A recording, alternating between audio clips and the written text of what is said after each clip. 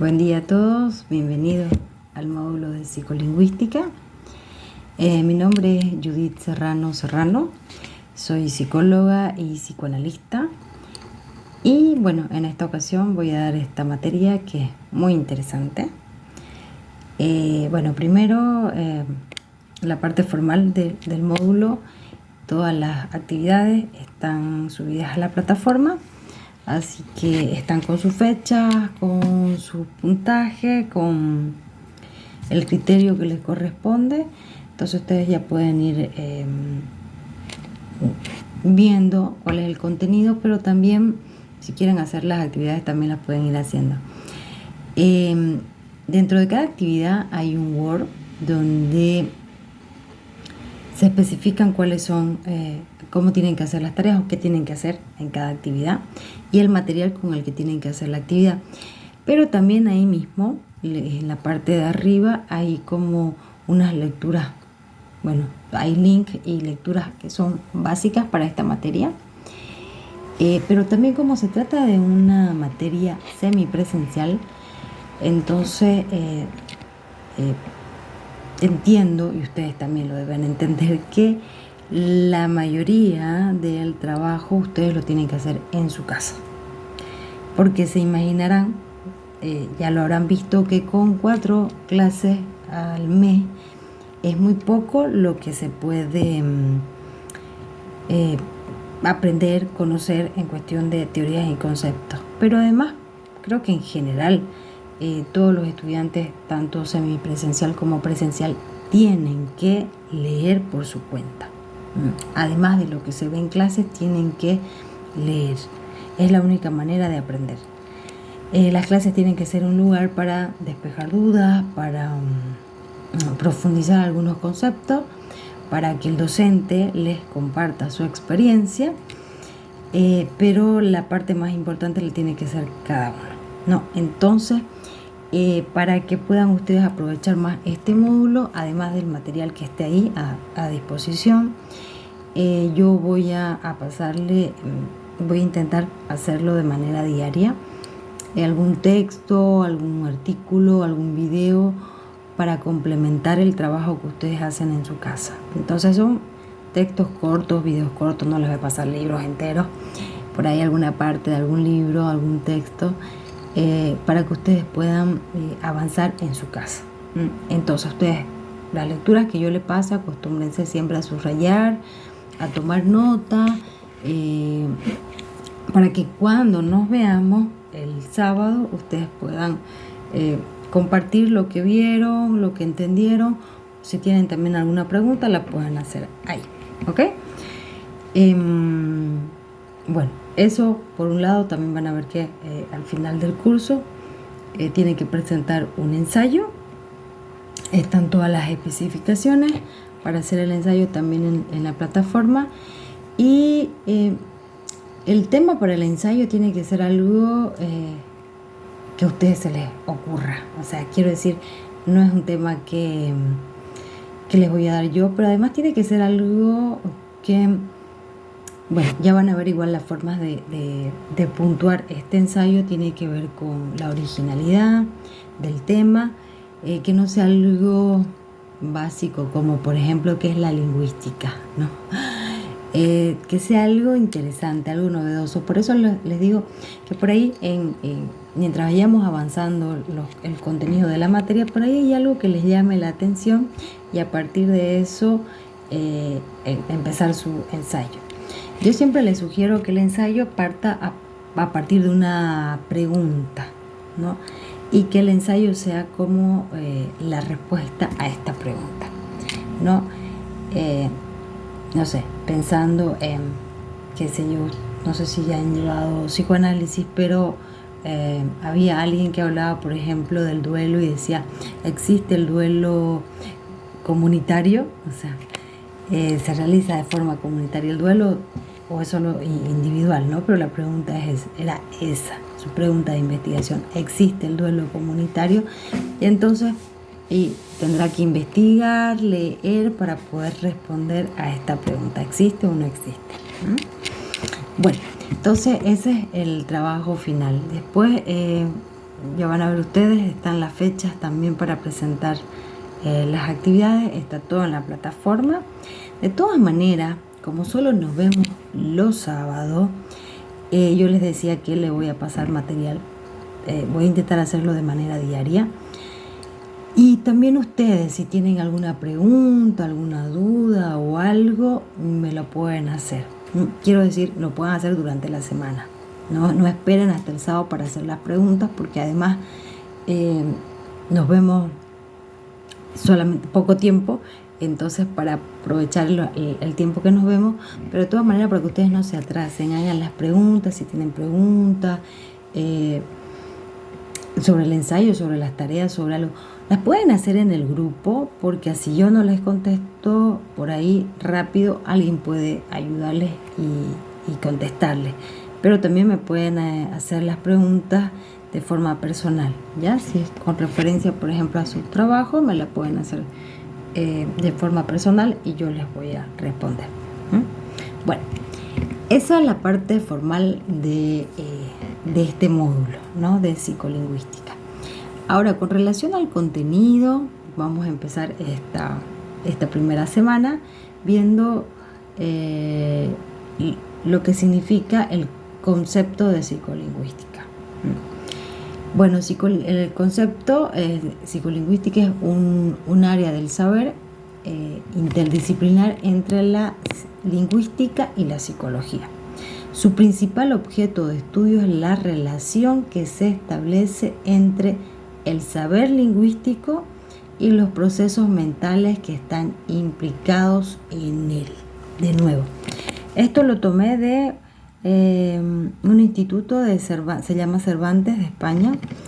Bueno, acá dice que el objeto de estudio de la psicolingüística es la relación que se establece entre el saber lingüístico y los procesos que están implicados en él. O sea, el lenguaje y los procesos mentales que están implicados en él.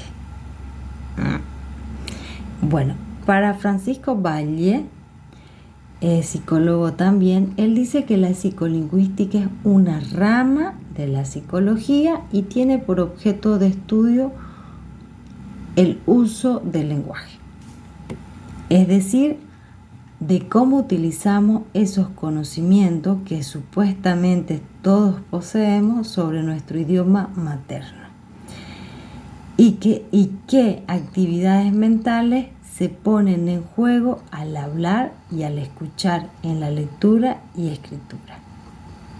Entonces, Francisco Valle dice que la psicolingüística es una rama de la psicología, eso básico, y que tiene como objeto el estudio del uso del lenguaje.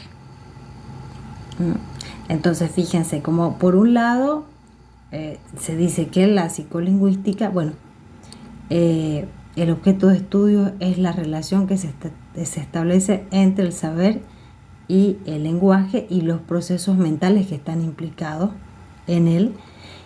Y bueno, acá dice también lo mismo con otras palabras, pero dice que el objeto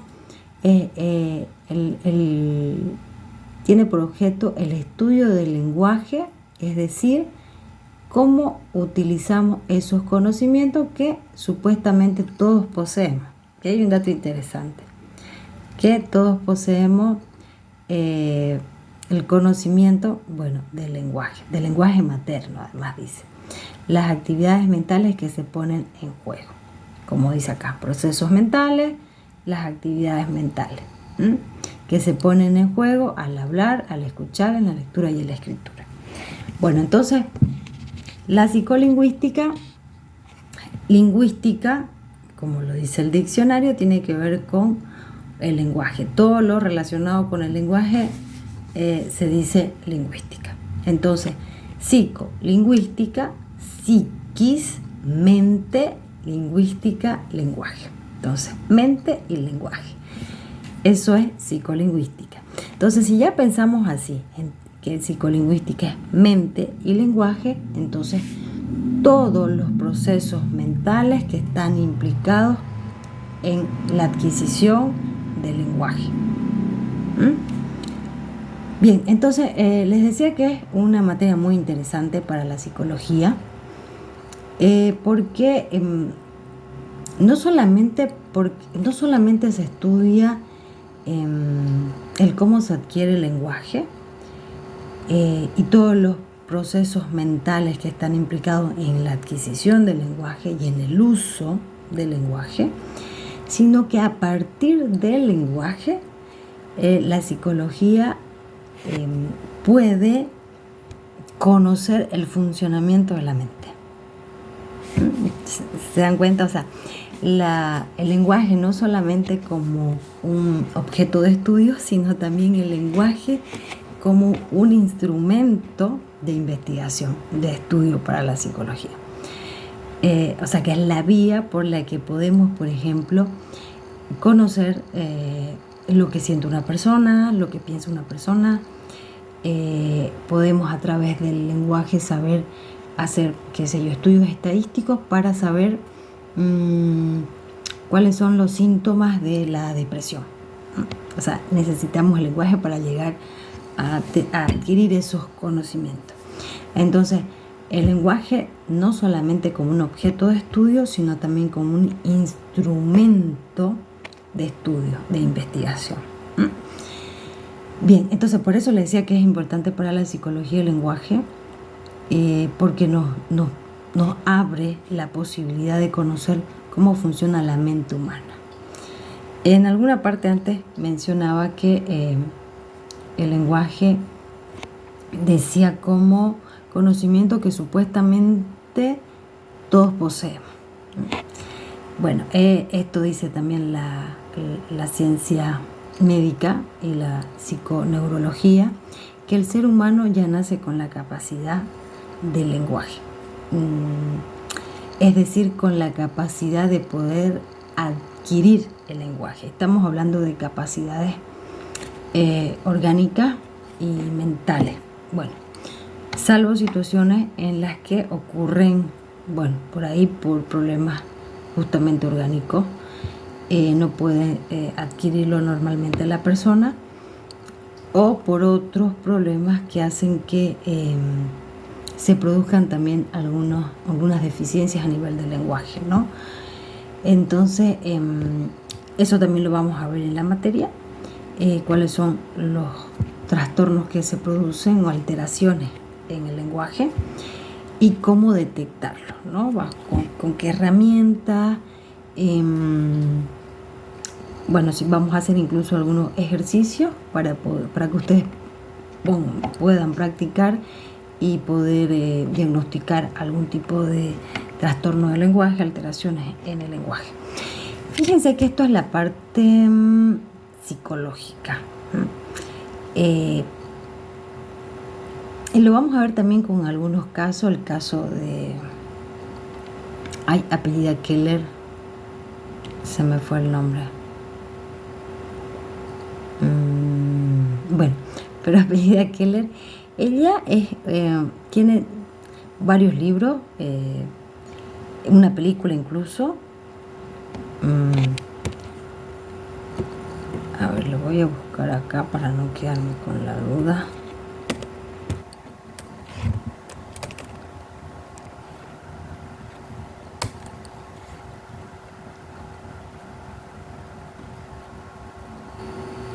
No lo encuentro.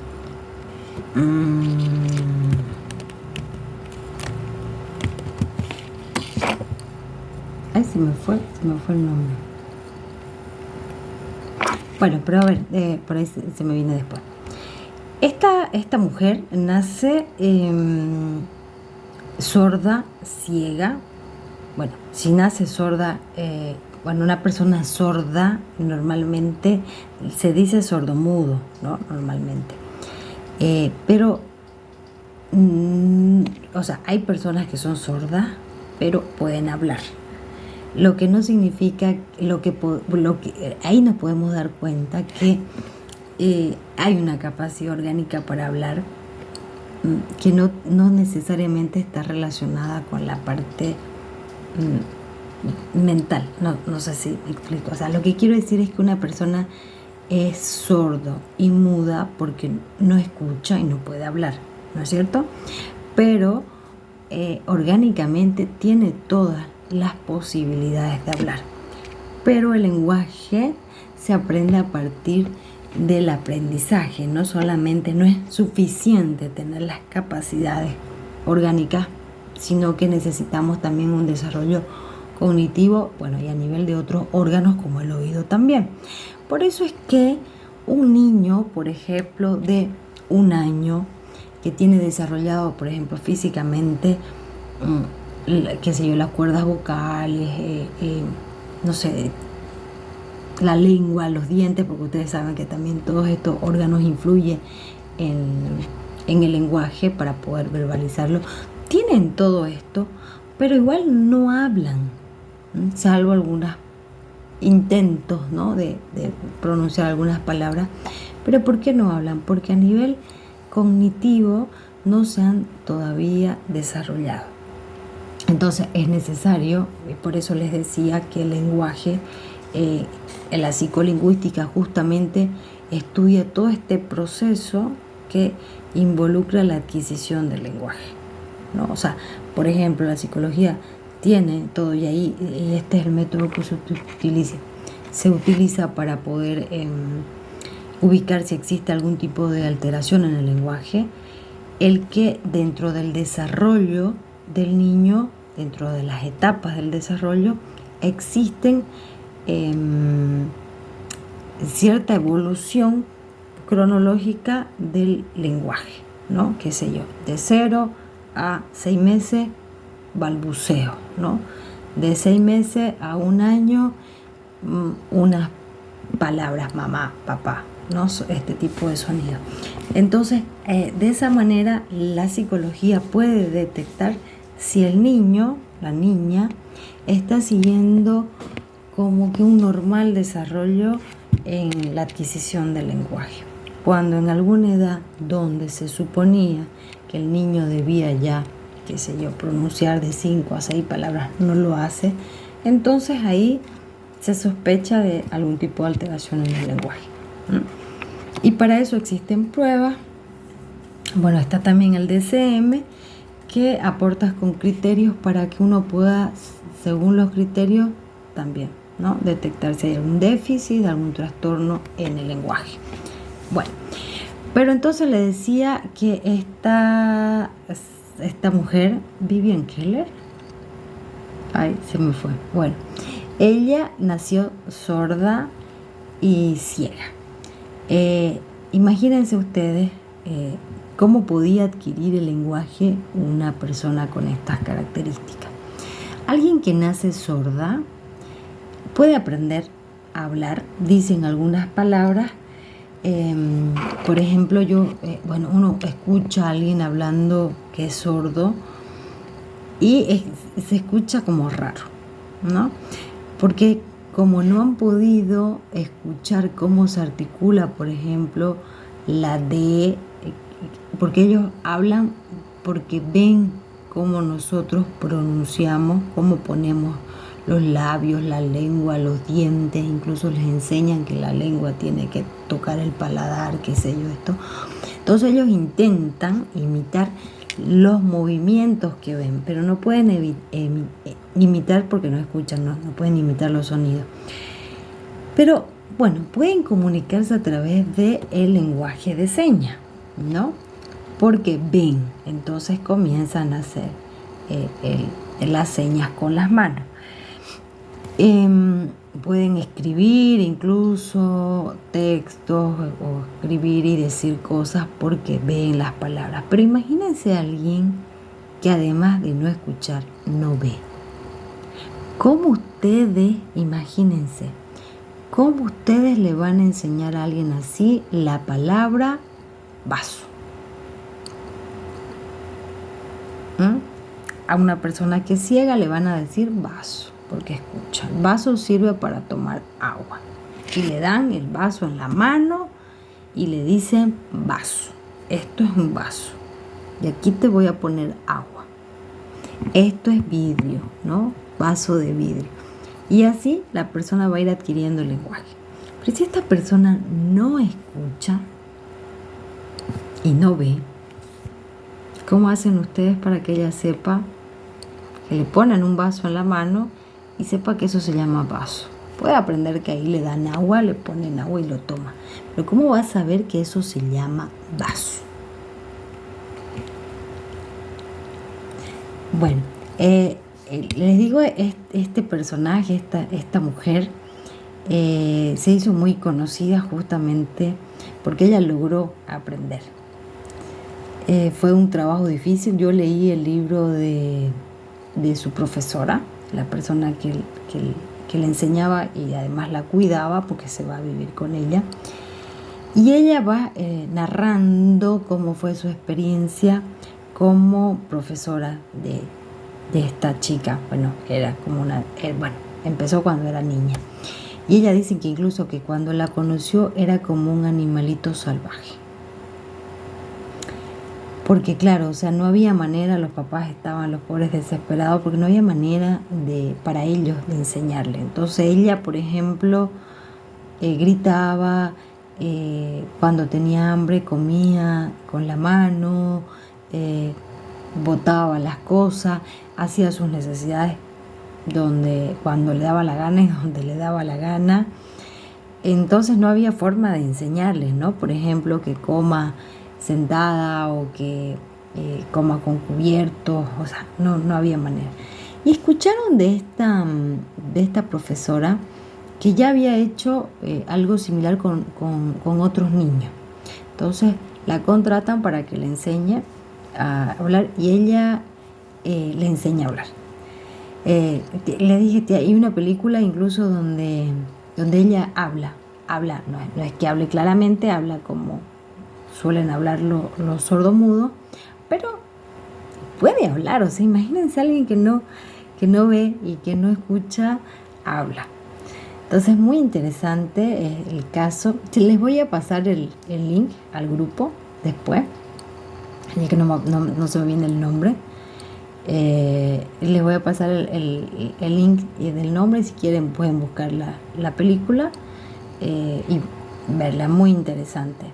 Recuerdo, por ejemplo, que ella dice que le enseña taza, como que la taza era una taza, que se llama taza, poniéndole la taza en la mano, y le ponía la taza en la mano y después en la misma mano le hacía el lenguaje de señas, ¿no? Taza, ¿no? Entonces ella iba aprendiendo el abecedario en la mano, ¿no? Entonces muy interesante la forma que tiene de explicarle. Ella da conferencias, después hace muy, muy conocida, escribe libros, escribe artículos. Bueno, lo que yo quería con este ejemplo es que ustedes puedan ver de que es necesario un cuerpo donde el lenguaje se va a instalar, pero que no es solamente suficiente un cuerpo que cumpla con todo lo necesario a nivel orgánico para que se pueda adquirir el lenguaje, ¿no? Es también necesario alguien que nos introduzca al lenguaje. Y con eso, bueno, si recuerdan, les dije al inicio, cuando me presenté, que soy psicóloga, pero también soy psicoanalista. Entonces, vamos a irnos más allá de la psicolingüística, es decir, la psicolingüística es esto que les digo, que les decía, que tiene como objeto de estudio el lenguaje y los procesos mentales involucrados en la adquisición del lenguaje. Pero además hay algo más, y eso lo va a aportar el psicoanálisis, ¿no? Que el lenguaje no solamente son palabras que uno aprende, sino que el lenguaje es lo que va a darle forma al sujeto. Un sujeto, una persona, es lo que es gracias al lenguaje. Incluso el lenguaje está antes que nosotros hayamos nacido. llegamos ya a un mundo que existe gracias al lenguaje. Antes de nacer, dice Lacan, ya somos o ya fuimos hablados por el otro. También dice que, por ejemplo, no hay nada más impropio que el nombre propio, haciendo relación a que ese nombre propio, nuestro nombre propio, o nuestro apellido y nuestro nombre, no son en realidad tan propios. ¿Por qué? Porque para empezar nos los dio otra persona, no es algo que nosotros hayamos elegido, es algo que eligió otra persona y que tiene un sentido dentro del mundo y al que nosotros nos enganchamos. Nos enganchamos a ese nombre, le damos vida, podríamos decir, a ese nombre, pero además somos hablados por el otro porque un otro ya nos nombró, ya nos deseó.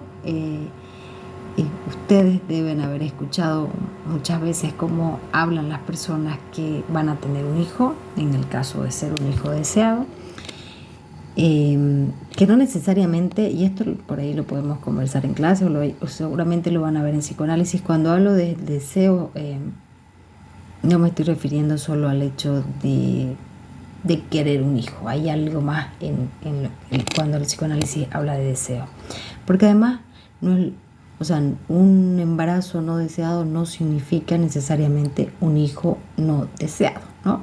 Se lo puede desear igual en algún momento del embarazo. Pero bueno, con esto lo que quiero decir es que nosotros como persona nacemos en un mundo que está habitado por el lenguaje. Y nacemos en ese mundo del lenguaje, ¿no? Incluso aunque no lo entendamos, ¿no? Porque un niño chiquitito, un bebé, escucha hablar, escucha las palabras, escucha el lenguaje, pero no lo entiende. Pero ya está inmerso en ese lenguaje. Entonces, para el psicoanálisis es muy importante el lenguaje, porque el lenguaje es lo que no solamente la forma en que una persona se comunica, sino es la forma en que una persona habita el mundo. Si se fijan ustedes en el proyecto socioformativo, que lo titulé El bien decir, que también es una frase del psicoanálisis, hay un dibujito con el que representé este proyecto y es el grito de Edvard Munch. Munch se escribe, creo que se pronuncia Munch. Bueno, de él que lo deben haber visto en algún momento, es muy, muy conocido, el que está gritando. ¿Y por qué lo puse eso? Me encantó, porque se llama el grito y no se escucha. Digo esto porque cuando uno piensa en un grito, el grito, piensa en algo estridente, en un ruido, ¿no? En algo que hace que se escucha. Y en este caso no se escucha, pero se ve el grito. Y eso me pareció interesante, ¿no? Cómo el lenguaje va más allá de los sonidos, ¿no? El lenguaje se puede hacer con lenguaje de señas, se puede hacer con gráficos, ¿no? Entonces no es solamente palabras, pero incluso les decía, palabras, no palabras. El psicoanálisis va más allá de las palabras. El lenguaje tiene que ver incluso con los silencios. ¿Qué se dice en un silencio? ¿Qué se dice? Escuchen, ¿qué dice un silencio? Dice algo. Entonces algo también comunica, ¿no? A partir de eso. Entonces vamos a ver igual lo que es el lenguaje para el psicoanálisis. Ya Freud hablaba, cuando hablaba de lenguaje, la introducción a la cultura en su texto El malestar en la cultura del 1903, si no me equivoco. No, 1920. él habla en este libro de cómo el sujeto, al introducirse en la civilización, en la cultura, sufre, pero al mismo tiempo lo necesita, pero no sin perder algo. Pensando, por ejemplo, en el niño que comienza a ir al kinder. Ir al kinder implica que él no va a poder, ya va a dejar de ser el centro del mundo, que por ahí era con sus papás. Ya tiene que respetar los horarios para comer. En el recreo va a comer, no va a comer cuando él quiera. Si tiene ganas de ir al baño, tiene que ir en el recreo o tiene que pedir permiso para ir al baño. No puede utilizar todos los colores, tiene que compartir con sus compañeritos, tiene que respetar a los compañeritos, ¿no? Tiene que respetar su espacio del compañerito. Eso, por ejemplo, le va a generar sufrimiento, malestar. Ya no puede hacer lo que quiera.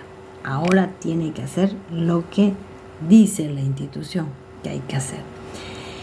Entonces, entrar al mundo del lenguaje, de lo que está bien, de lo que está mal, de lo que se tiene que hacer, de cómo se tiene que hacer, eso no es sin sufrimiento para el sujeto, para la persona, pero que es necesario para poder sobrevivir.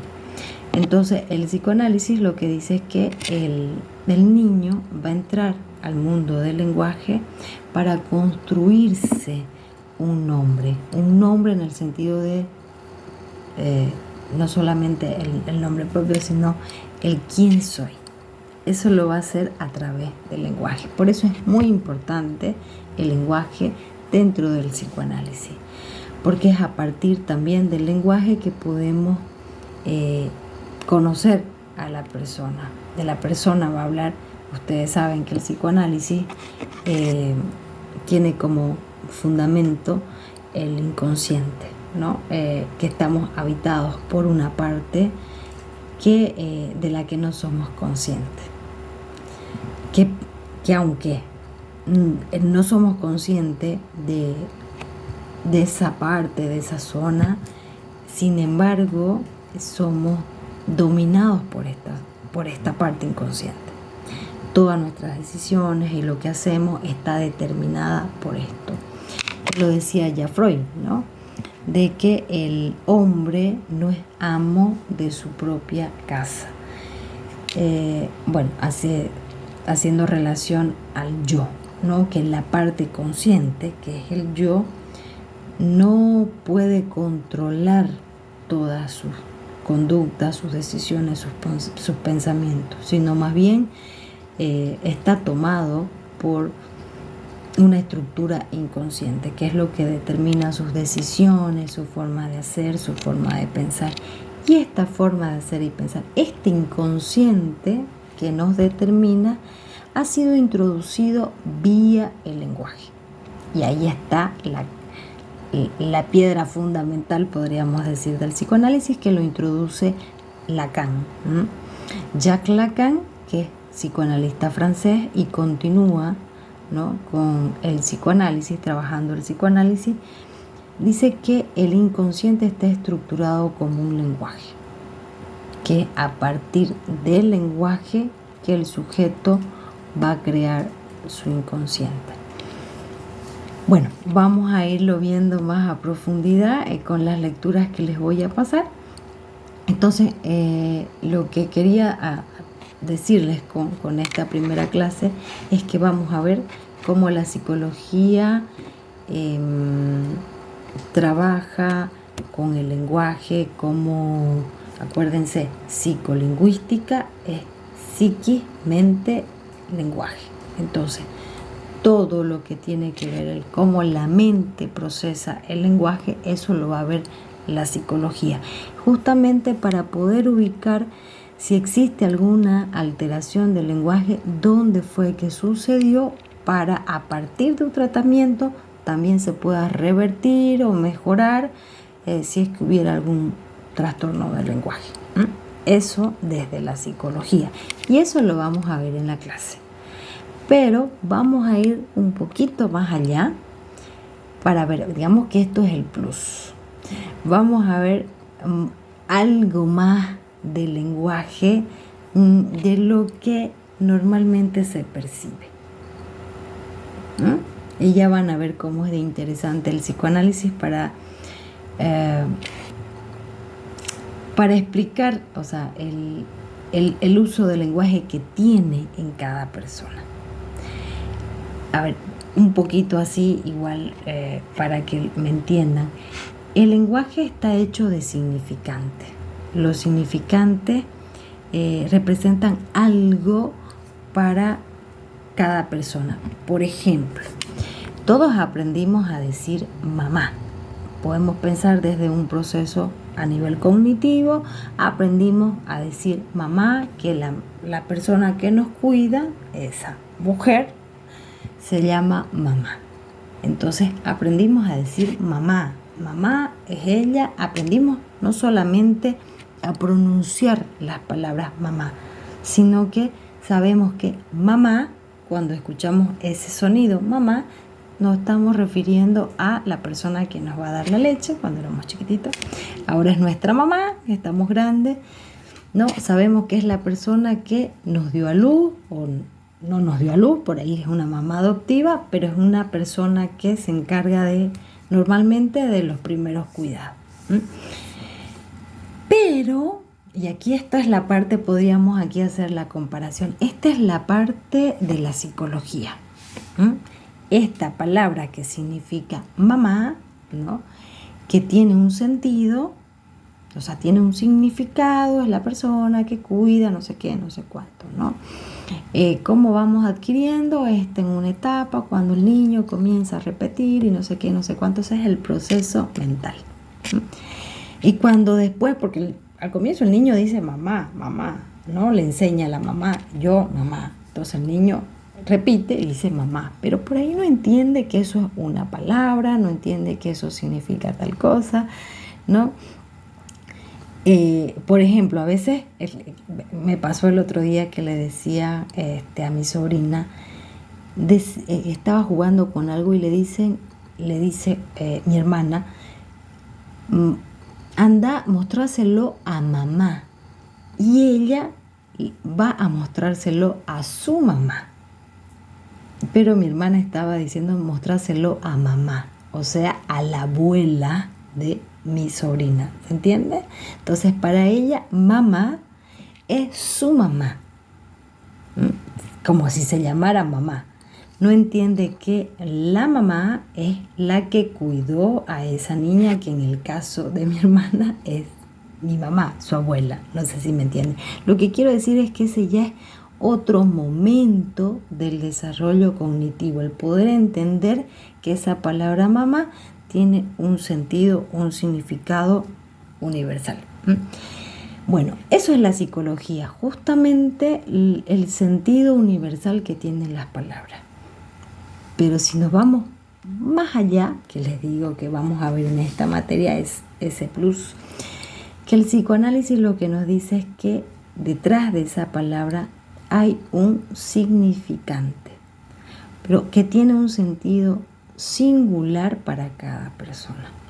Si yo les pregunto a ustedes qué significa mamá, la palabra mamá para ustedes, es muy difícil de explicar, además, más allá de que hayan tenido una buena o mala experiencia con su mamá, esa palabra va a tener siempre un sentido singular para cada uno. Y eso es lo que aporta el psicoanálisis. Que el lenguaje no solamente es algo que nos sirve para comunicarnos, sino es algo que construye al sujeto. Nosotros somos y hemos sido construidos por palabras. Las palabras son los que han dado sentido. Incluso el psicoanálisis dice que las palabras marcan el cuerpo. Hay una psicoanalista que dice algo muy interesante, que por nuestras venas no solo corre sangre, sino también palabras. Palabras que nos han marcado para bien o para mal. Y desde el psicoanálisis justamente también a través del lenguaje, de las palabras, que se puede curar el propio sujeto. Entonces las palabras curan y las palabras también enferman. Nos han enfermado y nos van a curar también. Bueno, es un poco para hacer la introducción de lo que va a ser este módulo. Un módulo muy interesante. Y bueno, nos veremos físicamente el próximo sábado. Ya saben, cualquier cosa me escriben. Bueno, que tengan un buen día.